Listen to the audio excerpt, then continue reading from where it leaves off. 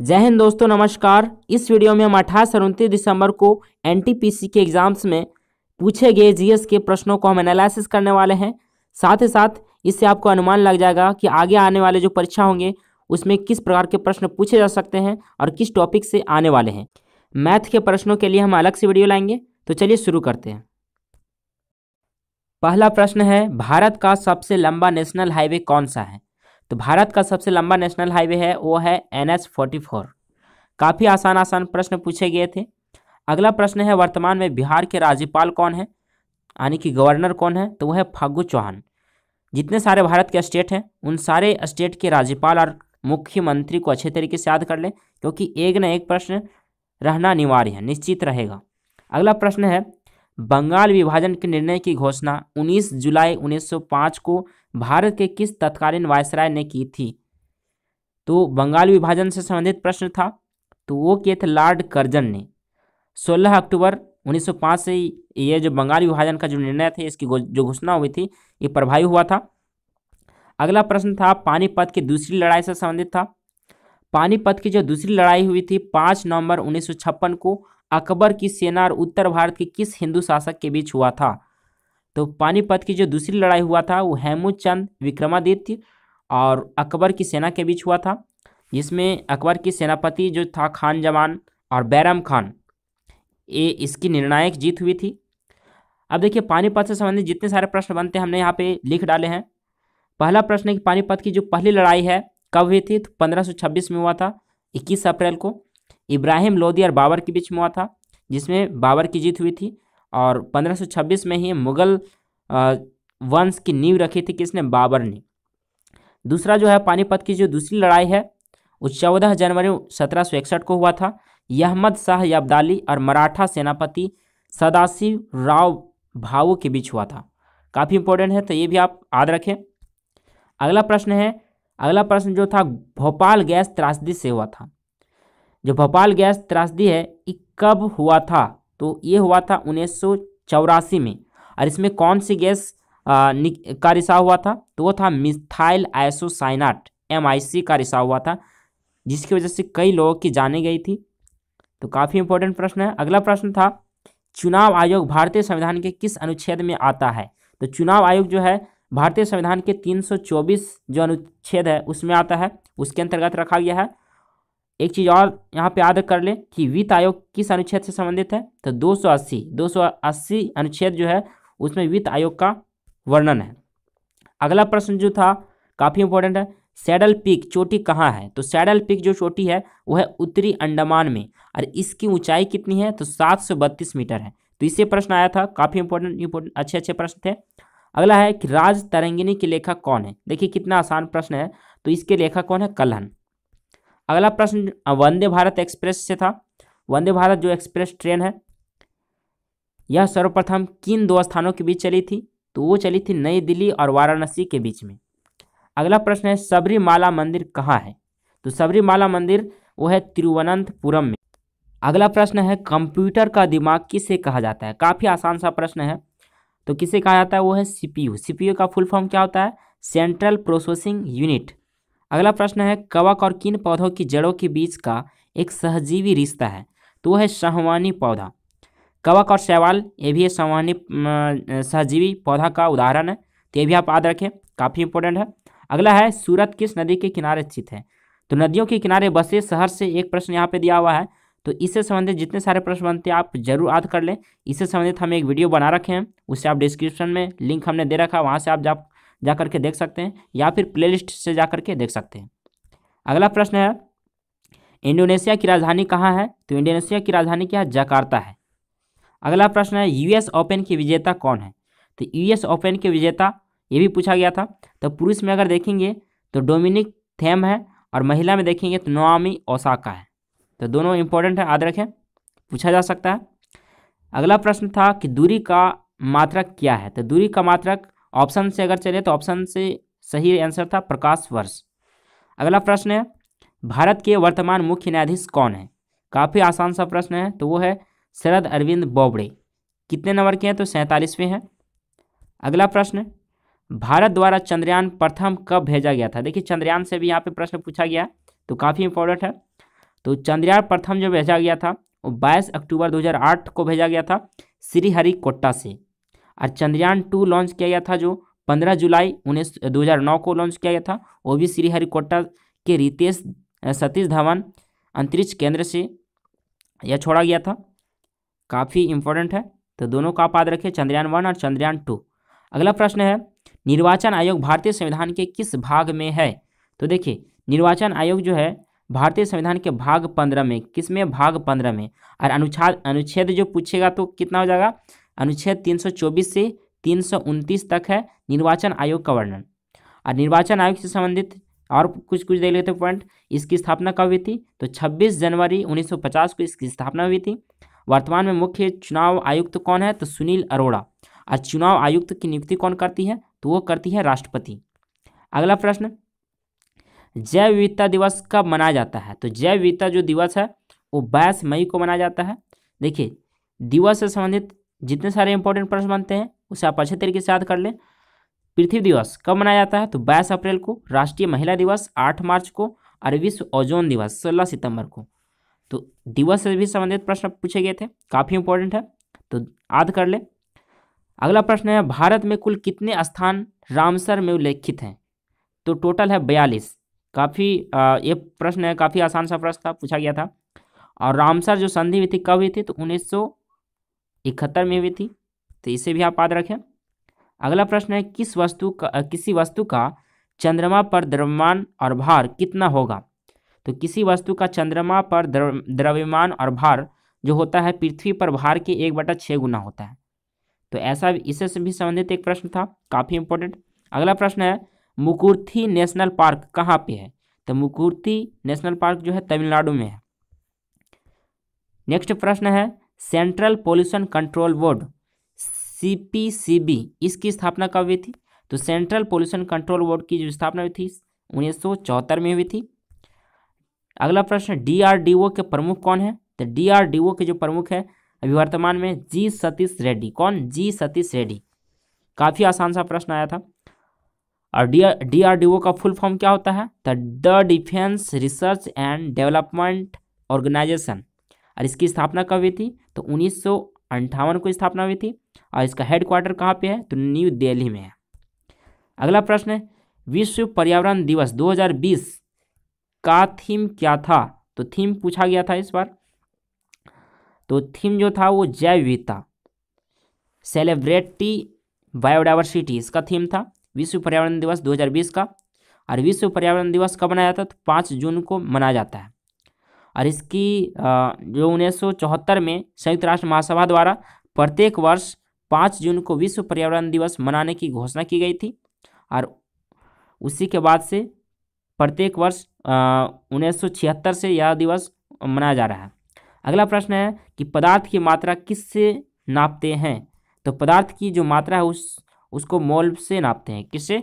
मोल से नापते हैं। अगला प्रश्न है, कौन सी दर्रा जम्मू और श्रीनगर को जोड़ती है? तो देखिए, वो है बानीहाल दर्रा। दर्रा से संबंधित जितने सारे प्रश्न बनते हैं अच्छे तरीके से याद कर लें, क्योंकि पूछा जा सकता है अगले एग्जाम में। अगला प्रश्न, सुकन्या समृद्धि योजना। तो देखिए, योजना से भी संबंधित यहाँ पे प्रश्न पूछा गया है। सुकन्या समृद्धि योजना किससे संबंधित है? तो ये है बेटी बचाओ बेटी पढ़ाओ अभियान, इससे संबंधित है, यानी कि इसी का एक पार्ट है सुकन्या समृद्धि योजना। अगला प्रश्न, प्रार्थना समाज की स्थापना कब हुई थी? तो प्रार्थना समाज की जो स्थापना हुई थी 1867 में हुई थी। और कहाँ पे? मुंबई में। और किसने किया था? तो आत्माराम पांडुरंग द्वारा यह किया गया था। तो इसे भी आप अच्छे तरीके से याद कर लें। अगला है, लोकसभा में अधिकतम सीटों की संख्या कितनी होती है? तो लोकसभा में जो अधिकतम सीटों की जो संख्या होती है वो होती है 552। कितनी? 552, जिसमें 530 सदस्य राज्यों के होते हैं, राज्यों के प्रतिनिधि होते हैं, 20 सदस्य केंद्र शासित प्रदेशों के, और 2 सदस्य राष्ट्रपति द्वारा मनोनीत होता है, एंग्लो इंडियन। और अभी वर्तमान में जो कुल सदस्य हैं वो है 545, तो ये भी आप याद रखें। अगला है, चिकनकारी कढ़ाई कहाँ से संबंधित है? किस शहर से संबंधित है? ये हो जाएगा लखनऊ। कहाँ से संबंधित है? लखनऊ। देखिए, चिकनकारी जो भारत की सबसे मशहूर और महीन कढ़ाई है, तो काफ़ी इंपॉर्टेंट है। अगला है, जैन धर्म के पहले तीर्थंकर। काफ़ी देखिए कितना आसान आसान प्रश्न पूछा गया है। तो जैन धर्म के जो पहले तीर्थंकर कौन थे? तो वो थे ऋषभदेव। कौन? ऋषभदेव। और 23वें थे पार्श्वनाथ, और अंतिम 24वें जो थे महावीर स्वामी थे। तो पूछा जा सकता है, तो इसे भी आप याद रखें। अगला है आईपीएल से था, तो आईपीएल से जितने सारे प्रश्न बनते हैं उसे भी आप याद कर लें। आईपीएल 2020 की मेजबानी किस देश ने की थी? तो किस देश ने की थी? यूएई, यूनाइटेड, ये था संयुक्त अरब अमीरात। अगला प्रश्न है हिमाचल प्रदेश के मुख्यमंत्री कौन है? देखिए मुख्यमंत्री से भी एक प्रश्न आ गया है, तो है जयराम ठाकुर। कौन? जयराम ठाकुर। तो मुख्यमंत्री और राज्यपाल जितने सारे हैं, जितने सारे स्टेट है सभी का याद कर लें। अगला है भारत के सबसे युवा राष्ट्रपति कौन थे? तो राष्ट्रपति और प्रधानमंत्री दोनों को आप अच्छे तरीके से याद कर लें। कौन कौन से राष्ट्रपति से संबंधित जो प्रश्न बनते हैं, प्रधानमंत्री से संबंधित प्रश्न बनते हैं, राज्यपाल मुख्यमंत्री से जो भी प्रश्न बनते हैं उससे आप अच्छे तरीके से याद कर लें, क्योंकि एक न एक प्रश्न रहना ही है। तो सबसे युवा राष्ट्रपति नीलम संजीव रेड्डी थे, जो 65 साल की उम्र में राष्ट्रपति बने थे। 1977 से 1982 तक वो राष्ट्रपति पद पे रहे थे। अगला प्रश्न, भारत की सबसे लंबी तट रेखा वाली राज्य कौन सी? यहाँ पे राज्य होगा, तो सबसे लंबी तट रेखा वाली राज्य कौन है? वो है गुजरात। कितनी लंबी है? तो 1214 किलोमीटर लंबी है गुजरात की तट रेखा। और सबसे छोटी तट रेखा वाला राज्य कौन है? वो है गोवा, 101 किलोमीटर। अगर पूछे कि भारत की कुल तटीय मुख्य भूमि की कुल तटीय लंबाई कितनी है, तो वो है 6100 किलोमीटर। कितना? 6100 किलोमीटर। अगर पूछे कि द्वीपों सहित भारत की तटीय रेखा की लंबाई कितनी है, तो 7516.6 किलोमीटर है। तो ये भी आप याद रखिए, काफ़ी इंपॉर्टेंट है।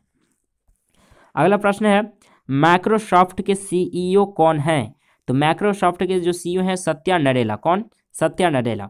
अगला प्रश्न है किन राज्यों को 7 बहनों के नाम से जाना जाता है? तो इससे भी संबंधित यहाँ पे प्रश्न था, हालांकि कंफर्म नहीं है कि कौन सा एग्जैक्ट प्रश्न था, लेकिन इससे संबंधित एक प्रश्न था 7 बहनों। पूछा गया था कि निम्नलिखित में से कौन 7 बहनों राज्यों में शामिल नहीं है, ऐसा प्रश्न था। तो यहाँ हमने 7 बहनों में कौन कौन राज्य आते हैं सारे का हमने सारा यहाँ पे हमने दे रखा है। तो 7 बहन में कौन कौन आता है? असम, मिजोरम, नागालैंड, अरुणाचल प्रदेश, मणिपुर, मेघालय और त्रिपुरा। यहाँ पे ध्यान रखिए सिक्किम इसमें नहीं है। अगला प्रश्न है कुंडलकुलम नाभिकीय विद्युत परियोजना कहाँ है? तो कुंडलकुलम नाभिकीय जो विद्युत परियोजना है ये तमिलनाडु में है। इसकी स्थापना जो हुई थी 2013 में हुई थी, काफ़ी इंपॉर्टेंट है। अगला प्रश्न है गोबी रेगिस्तान कहाँ स्थित है? लास्ट प्रश्न है, तो ये है मंगोलिया और चीन में। तो रेगिस्तान से संबंधित जितने सारे प्रश्न बनते हैं हमने यहाँ पे दे रखा है, तो इसे आप अच्छे तरीके से पढ़ लें और खुद से भी पढ़ लें। देखिए जो सबसे बड़ा रेगिस्तान है वो है सहारा। कौन कौन सा देश में पड़ता है सारा कुछ हमने लिख दिया। उत्तरी अफ्रीका में पड़ता है सहारा रेगिस्तान। अगला है ऑस्ट्रेलिया, ऑस्ट्रेलिया का डिजर्ट जो है रेगिस्तान है। अगला है अरब, नेक्स्ट अरब का जो रेगिस्तान है वो इसका क्षेत्रफल भी हमने यहाँ पे दे रखा है, तो इसे भी आप अच्छे तरीके से याद कर लें, पूछा जा सकता है। सऊदी अरब इसमें आता है, अमन, सीरिया, नाफूद, ये सारे देश आते हैं अरब डिजर्ट में। अगला है गोबी डिजर्ट, गोबी डिजर्ट इससे संबंधित पूछा गया था, तो ये मंगोलिया और चीन। इसकी कितना क्षेत्रफल में फैला हुआ है? तो 10,36,000 वर्ग किलोमीटर में फैला हुआ है। कालाहारी, कालाहारी काफ़ी इंपॉर्टेंट है, तो कालाहारी ये बोत्सवाना विश्व का सबसे शीत मरुस्थल है। अगला है तकला मकान, तकला मकान जो है ये भी चीन में है, तो चीन में 2 है, याद रखेंगे कौन कौन? गोबी और तकला मकान, तो दोनों आप याद रखें। फिर अगला है सोनोरन, सोनोरन कहाँ पे है? तो ये है यूएसए और मॉस्को में, यूएसए और मॉस्को में। नाबीब नामीबिया में है। काराकुम, काराकुम कहाँ पे है? तो तुर्कमेनिस्तान में है। थार का रेगिस्तान भारत में है, काफ़ी इंपॉर्टेंट है, तो भारत में भारत और पाकिस्तान दोनों में है ये फैला हुआ। और इसका क्षेत्रफल कितना है? तो 2,59,000 किलोमीटर है, वर्ग किलोमीटर। अगला है सोमाली, सोमाली कहाँ पे? तो सोमालिया गणराज्य में है जो अफ्रीका में पड़ता है। अटाकामा ये भी इंपॉर्टेंट है, तो अटाकामा कहाँ पे? उत्तरी चिली में है, दक्षिण अमेरिका में। कहाँ पे? दक्षिण अमेरिका, चिली जो देश है उसमें है। काजिलकुम, काजिलकुम कहाँ पे है? तो उज्बेकिस्तान, कजाकिस्तान, ये जो है एशिया में पड़ता है। अगला है दस्ते ये लूट, दस्ते ये लूट कहाँ पे? पूर्वी ईरान में। ईरान में क्या किया जाता है? लूटा जाता है, तो दस्ते ये लूट दोस्तों को लूटा जाता है, कहाँ पे है? ईरान में। मोहाबे, मोहाबे कहाँ पे है? तो दक्षिण कैलिफोर्निया में, संयुक्त राज्य अमेरिका में। देखिए संयुक्त राज्य अमेरिका में क्या होता है? मोहब्बत होती है, तो वहाँ पे मोहाबे हो गया। अगला है और यहाँ पे इससे संबंधित प्रश्न कुछ कुछ हैं, देख लेते हैं। यहाँ पे चीन में विश्व के 2 प्रकार के मरुस्थल है, कौन कौन? गोबी और तकला मकान, दोनों याद रखें। संसार का सबसे बड़ा मरुस्थल कौन है? सहारा। दक्षिण एशिया का सबसे बड़ा मरुस्थल थार, जो भारत में है। नूबियन मरुभूमि कहाँ स्थित है? तो सूडान में है। संयुक्त राज्य अमेरिका में कौन सा मरुस्थल है? तो मोजवे। कालाहारी मरुस्थल किस देश में स्थित है? तो बोत्सवाना। विश्व के शीत मरुस्थलों को किस नाम से जाना जाता है? तो टुंड्रा। काफी इंपॉर्टेंट प्रश्न है, पूछा गया है रेलवे में कई बार। तो विश्व के शीत मरुस्थलों को किस नाम से जाना जाता है? तो वो है टुंड्रा। चट्टानी मरुस्थल को सहारा क्षेत्र में किस नाम से जाना जाता है? तो हम्मादा। विश्व का सबसे बड़ा शीत मरुस्थल कौन सा है? तो वो है गोबी। तो ये भी याद रहे। विश्व का सबसे शुष्क मरुस्थल कौन सा है? तो अटाकामा। सहारा मरुस्थल कहाँ है? उत्तरी अफ्रीका में है। कालाहारी रेगिस्तान कहाँ है? दक्षिण पश्चिम अफ्रीका में। अटाकामा मरुस्थल किस देश में है? चिली में। हमने बताया चिली में जाकर के अटक जाता है आदमी। देखिए चिली जब खाएंगे तो क्या होगा? गर्दन में अटक जाता है। तो मरुद्वीप किससे संबंधित है? रेगिस्तान से संबंधित है। मरुद्वीप या फिर रेगिस्तान दोनों एक ही चीज़ है। विश्व का मरुस्थल विहीन महाद्वीप कौन सा है कि जहाँ पे मरुस्थल नहीं है? तो कौन है? यूरोप। अलगेजीरा रेगिस्तान किस देश में है? तो सूडान में। कहाँ पे? सूडान में। पेटागोनिया मरुभूमि किस देश में है? तो अर्जेंटीना में। रूब अल खाली क्या है? तो रूब अल खाली एक क्या है? सऊदी अरब का एक मरुस्थल है। देखिए रूब अल खाली नाम से पता चल रहा है कि ये अरबी शब्द है। तो कहाँ पे है? सऊदी अरब में। अल्जीरिया किस मरुस्थल में स्थित है? अल्जीरिया क्या है? कहाँ पे? सहारा में। सहारा जो रेगिस्तान है उस अल्जीरिया में ही अल्जीरिया जो है सहारा रेगिस्तान में ही पड़ता है। सोनोरान मरुस्थल कहाँ पे है? तो ये है मैक्सिको में। तो मरुस्थल से जितने सारे प्रश्न बनते हैं हमने यहाँ पे लिख दिए हैं। इसे आप अच्छे तरीके से याद कर, इसका PDF टेलीग्राम ग्रुप में मिल जाएगा, वहाँ से जाकर के आप डाउनलोड कर सकते हैं। सारे प्रश्नों को देखने के बाद आपको अनुमान लग गया होगा कि आगे आने वाले परीक्षा में किस प्रकार के प्रश्न पूछे जा सकते हैं। तो वीडियो अच्छी लगी तो वीडियो को लाइक और शेयर जरूर कर दें और चैनल को सब्सक्राइब करना ना भूलें। धन्यवाद।